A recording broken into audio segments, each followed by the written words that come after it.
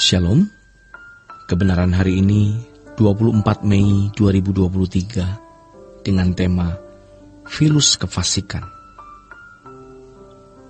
Bapak Ibu Saudara yang dikasihi oleh Tuhan, 2 Timotius pasal 3 ayat 1-5 berkata, "Ketahuilah bahwa pada hari-hari terakhir akan datang masa yang sukar.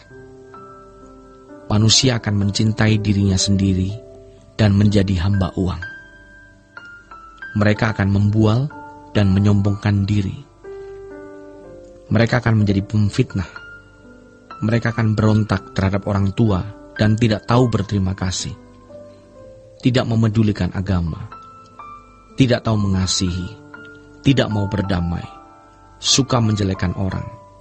Tidak dapat mengekang diri. Garang. Tidak suka yang baik.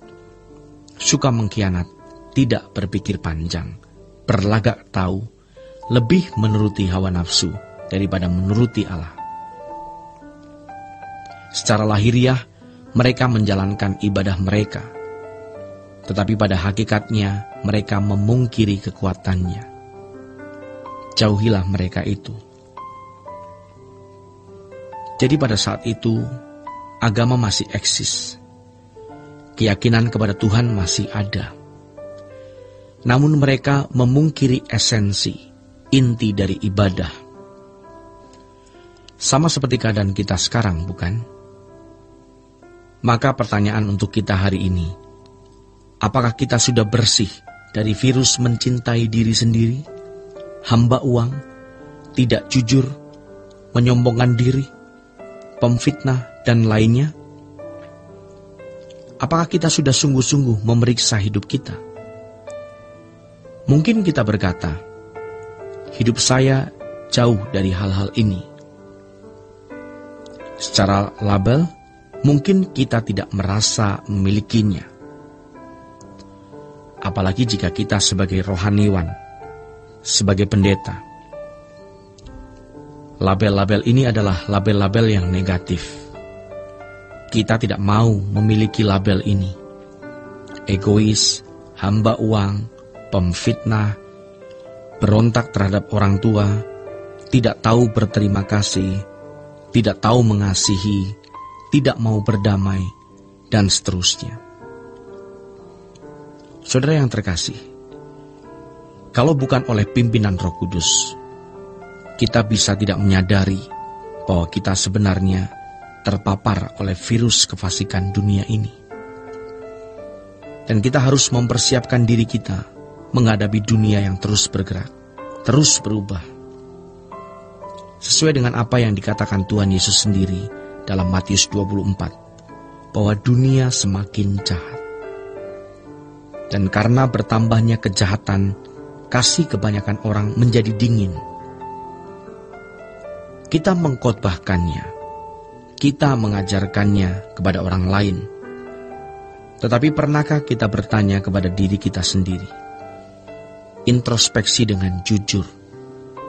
Apakah kita memiliki kasih seperti yang Tuhan Yesus kehendaki kita miliki?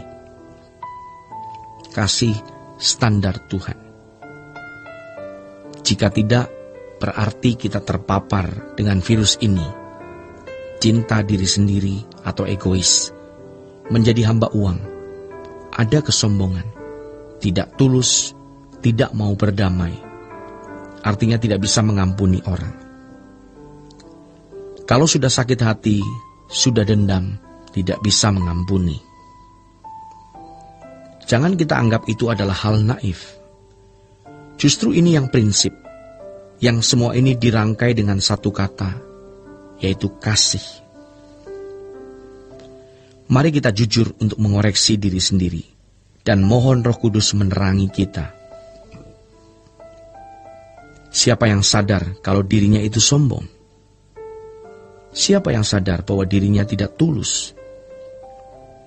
Siapa yang sadar kalau dia sukar mengampuni orang? Mari kita kembali kepada apa yang paling prinsip dalam hidup pelayanan kita. Apa tujuan pelayanan kita? Bukankah tujuan pelayanan kita pada dasarnya adalah mengubah, mengembalikan manusia ke rancangan Allah semula? Ironis, jarang kita menemukan orang yang makin tinggi gelarnya, makin rohani. Rohani artinya orang yang hidup dalam kekudusan, yang fokusnya adalah langit baru, bumi baru, dan tidak terikat keindahan dunia. Rendah hati, lemah lembut, rela berkorban untuk orang lain, apapun ia persembahkan bagi Tuhan tanpa batas. Tetapi kenyataan yang kita temukan, makin tinggi gelarnya, makin tidak rohani. Mari kita melihat dunia yang sedang terpapar oleh berbagai virus dosa dan kejahatan, yang tergiring ke dalam kegelapan abadi. Ingat, kita harus jadi hamba-hamba Tuhan yang rohani. Jangan makin tinggi gelar kita, makin sombong, makin angkuh, makin arogan. Bisa bicara, tetapi tidak memancarkan pribadi Kristus. Coba renungkan satu hal ini.